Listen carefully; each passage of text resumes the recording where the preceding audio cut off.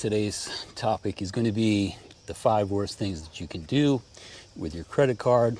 Basically, the 5 easiest ways to ruin your credit, indebt yourself, to get yourself into a whole bunch of trouble that you don't want to be in the first place. So number 1, let's start with that, is carrying a balance month to month, or paying the minimum balance. They're one and the same in a sense. But let's put some numbers to that idea of carrying a balance or paying the minimum balance, by which you'll also end up carrying a balance. So the worst of the two is to just pay the minimum balance. And I'm sure you guys know what your own minimum balance looks like, but for most people it's a pretty low number. You know, probably on the order of like $50. Let's say if you have like maybe you use your credit card like most people. So you pay that minimum balance, and then everything you don't pay rolls over to the next month. Obviously it gains interest and all kinds of other bad things happen.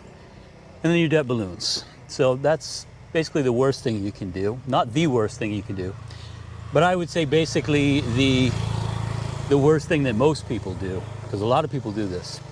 And so the statistics are pretty bad.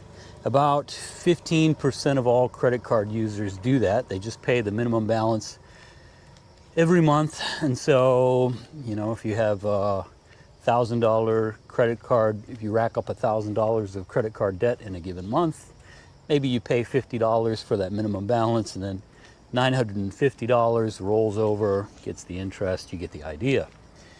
One of the worst things you can do. And then, you know, beyond that is just the idea of paying a little bit more than the minimum balance, but not paying the full balance in the month. And in doing so, of course, your balance rolls over to the next month. The nearer that is to fully paid, the less interest you're going to pay, and vice versa.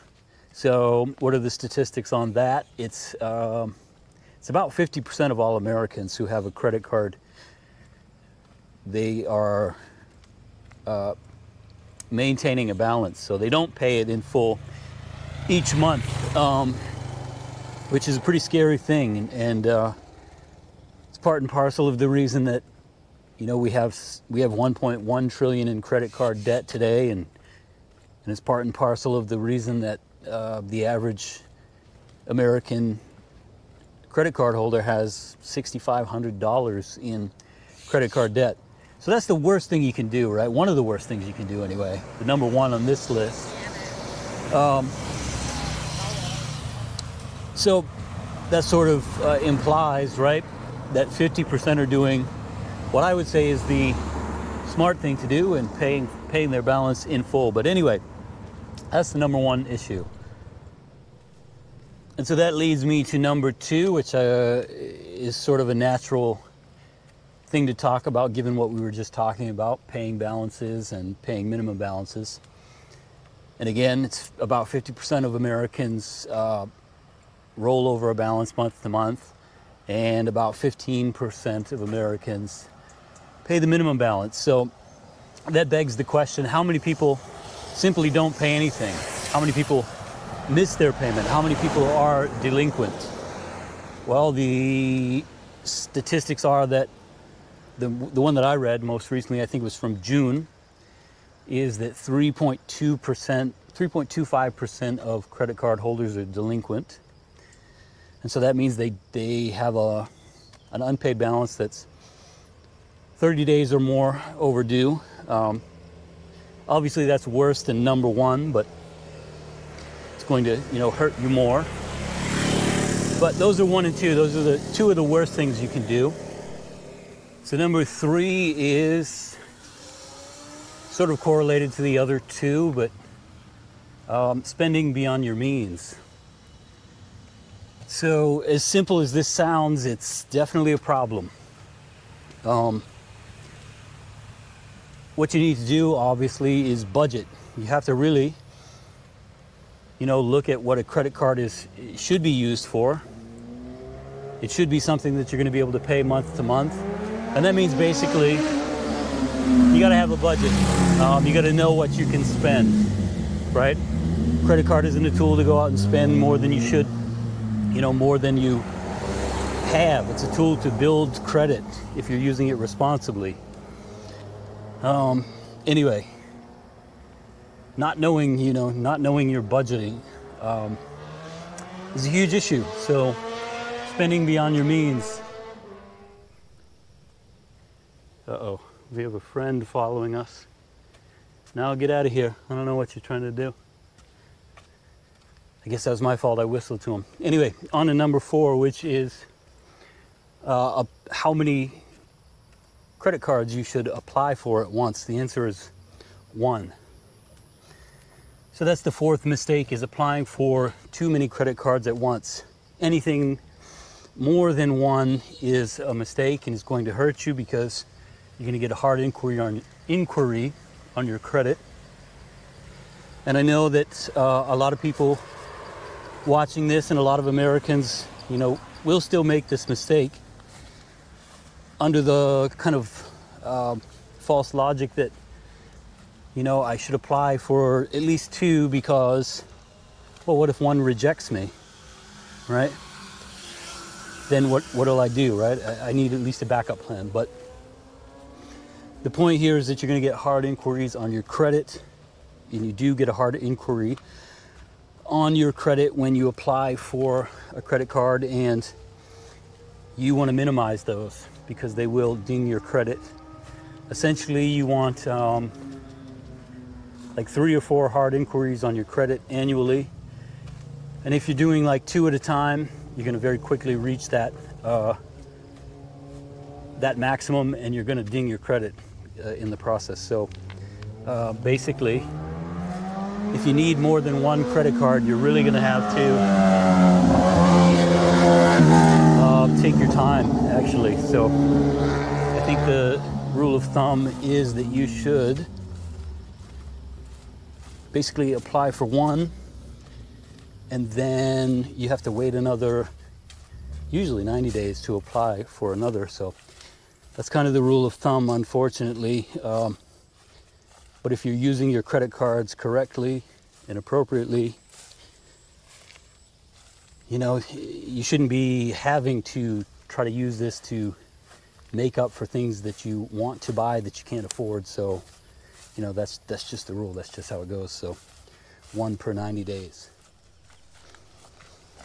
So let me pause here, guys, and ask a favor of you. If you're still watching, if you are among those people, please do comment, like, and subscribe, because that will help the YouTube algorithm say that you enjoy this content, and it will help to propagate it within the algorithm and help my channel to grow. So please do that if you can and are watching at this time.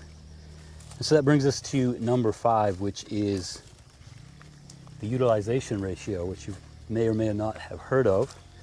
This one's not as straightforward as it seems. So utilization ratio is the percentage of your credit card limit that you can use on a given card. And so the number that you'll probably find if you research this is 30%, which means that, if you have a card with a $10,000 limit in any given month, you should not charge more than $3,000 to it. That's the number you're going to find again and again, but actually 30% is kind of the maximum, really. It's the maximum number that you should aspire to in order to not hurt yourself. More realistically, the utilization ratio that you're going to be kind of shooting for should be closer to 7%, and I'm not just making that number up arbitrarily. That comes from FICO, who said that,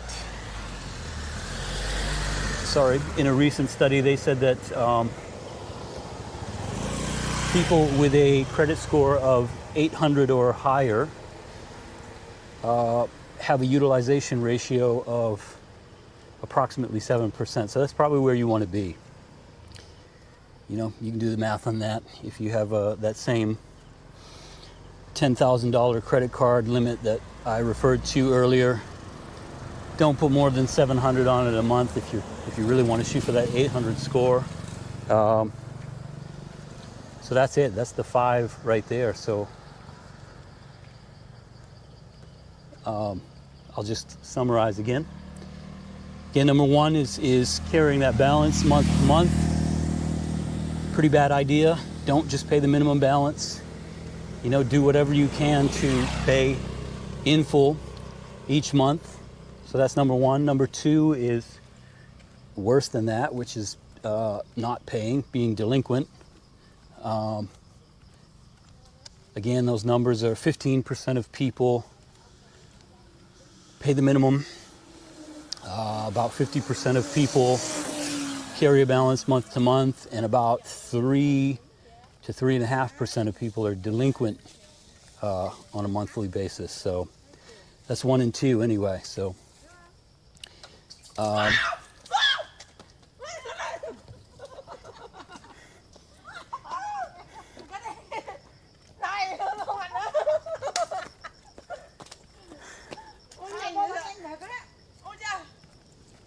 this guy stole.